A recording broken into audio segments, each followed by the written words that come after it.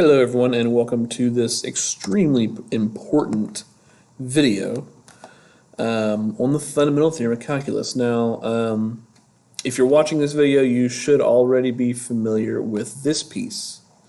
Okay, and this is how we evaluate definite integrals. Okay, so we should already know this. This is actually one of the pieces of Fundamental Theorem of Calculus. This is Fundamental Theorem of Calculus Part 1. And the thing that we're going to focus on today actually is Fundamental Theorem of Calculus Part 2. Okay? And what I'm going to do, I'm going to present this in a way I don't usually do. I'm going to present the result first. And then we're going to show that that result is actually true. Okay, so here I have U and V in the bottom and top, respectively. And here I'm going to have some function here. Okay. Let me think. Yeah, f of x dx. Okay, and now for the Fundamental Theorem of Calculus Part 2, what we're doing is we're actually taking the derivative of this entire thing. Okay? That's all we're doing. We're taking the derivative of this whole thing. All right? So anyway, here is the result. It's going to be this.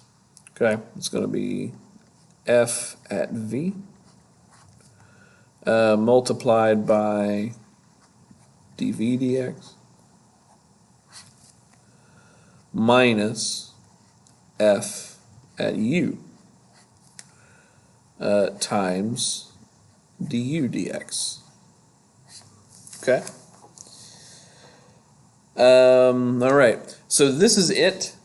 Now, I know you're looking at this and you're like, oh boy, I don't know about this.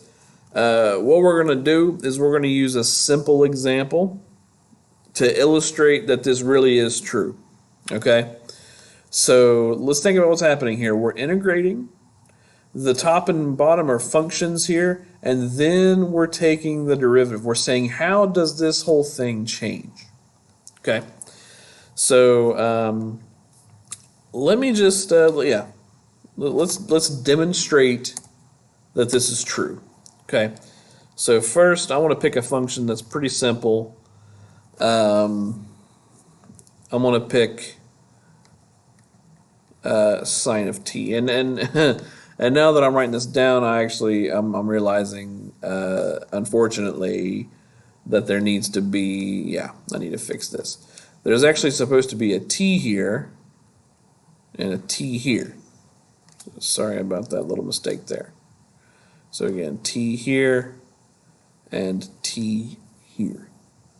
Okay. All right. And then, of course, this is going to be f of t, not f of x. So let me fix that.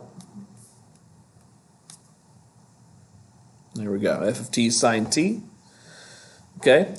And what we're going to do is we are going to integrate this function from t squared to functions of x. We're going to integrate from x squared to the cosine of x. Okay? And then here we have sine of t dt. Okay, so here we go. We're going to do this using this one. Actually, we're going to use this one. Okay, so let's think, what do we take the derivative of to give us sine, right? So that's going to be negative cosine of t. And we're going to evaluate that from t equals x squared to t equals cosine x. Okay, So in other words, this becomes negative cosine of the cosine of x minus, and then negative, right? So minus the negative is going to be a plus, and then we get the cosine of x squared. Okay? Now, there's no derivative here. No derivative. No derivative. Okay? So we're going to do that next, because remember, the Fundamental Theorem of Calculus Part 2 deals with a derivative of the integral. Okay? So now what we're going to do is we're going to do the derivative with respect to x, d by dx, of everything here. So d by dx of the integral x squared to cosine x, sine t dt. And literally all we're going to do is just take the derivative of this with respect to x. Okay, so let's do that now. All right, so the derivative of negative cosine, okay, because it's chain rule. Outside function is cosine, okay? So the derivative of negative cosine is going to be positive sine. Then we leave the inside the same, okay? Leave the inside the same, and then move inside. Now we move inside, the derivative of cosine is going to be negative sine. Very, very nice, okay? And now here we have cosine of x squared. So the derivative of cosine is going to be negative sine of x squared, and then move inside. The derivative of x squared is going to be 2x. Okay? Now, let's collect terms. I'm gonna do this. I'm gonna do sine of cosine of x multiplied by negative sine of x, and then minus sine of x squared multiplied by 2x. I know I basically just wrote that twice, but there's a good reason for it. Okay? Look at what happened. We just did this straight away. Okay? First we integrated this, and then we plugged these in, and then we took a derivative. And now look at where we are. Okay? Let's look at this, and let's compare that to this. Okay? So notice, once again, my f of t is sine t. Okay? Now what happens if I plug in cosine x for t? I get the sine of the cosine of x. And then if I multiply by dv dx, or if I multiply by the derivative of this, I multiply by negative sine x. So again, it's going to be cosine of cosine times negative sine, and looky there, right? So yeah. The point that I'm trying to make is this. All I did at the end of the day, look here. Here's sine.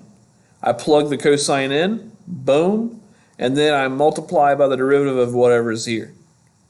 Okay? Then plug this minus, right? Minus, plug this in for t, and then multiply by its derivative. Okay?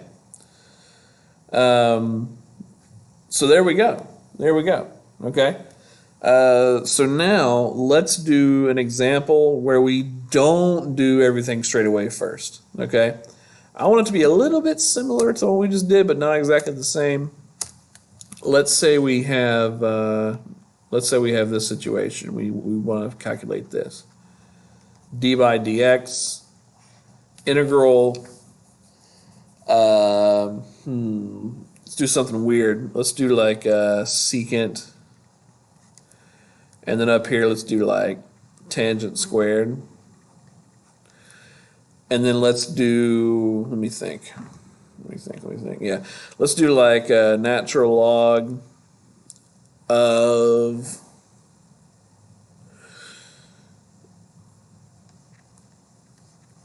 cosine t. This is going to be weird. Okay. And then dt. All right. So now, instead of deriving it like we did, here's the derivation in yellow. What we're going to do is we're going to apply this directly.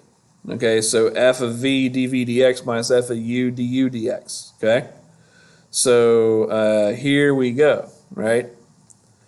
This is going to be, I'm going to plug in the top. I'm going to plug the top in for t. Okay, so I'm going to get natural log cosine of tangent squared x.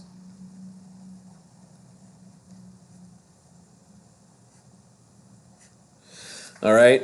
Then I got to multiply by the derivative of whatever is here. Multiply by the derivative of tangent squared x. Well, the square is the outermost function. So I get a 2, and then I get a tangent. And now I move inside. The derivative of tangent is going to be secant squared.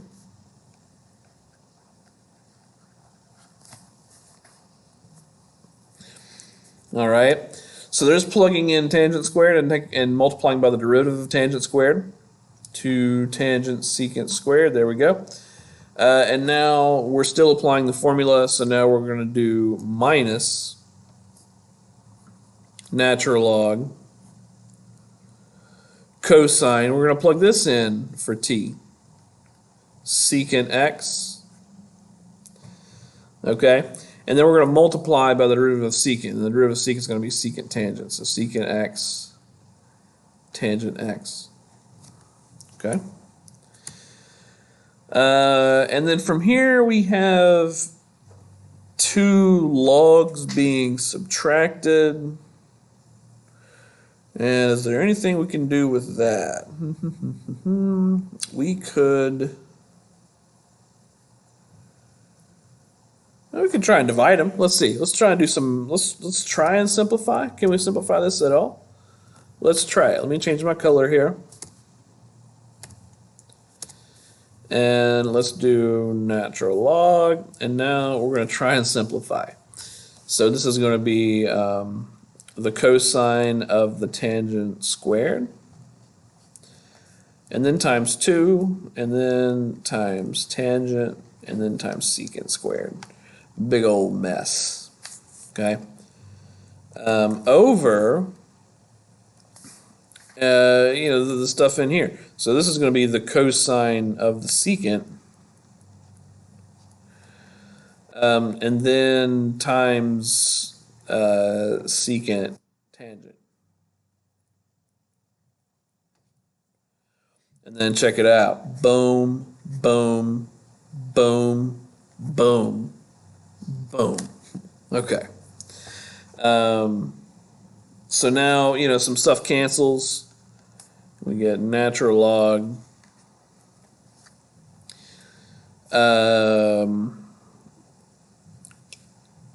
2 cosine of tangent squared.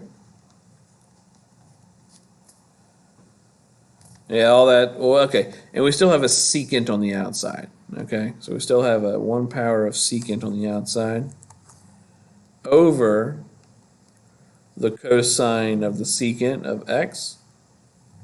And that's all we have left, ladies and gentlemen, and otherwise.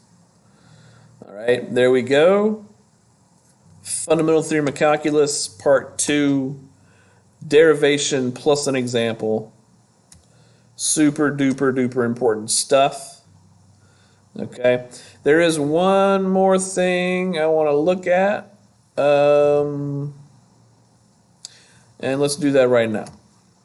Let's come over here, and what we're going to look at is a special case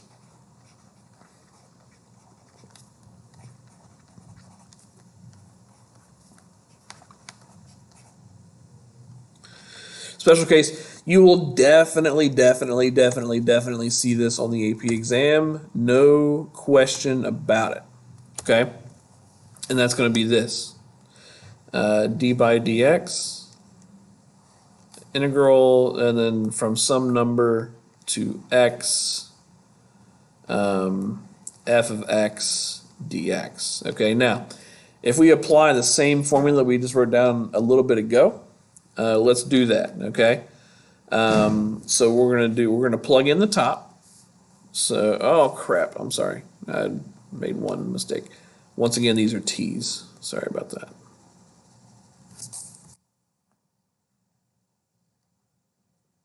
Yep, okay.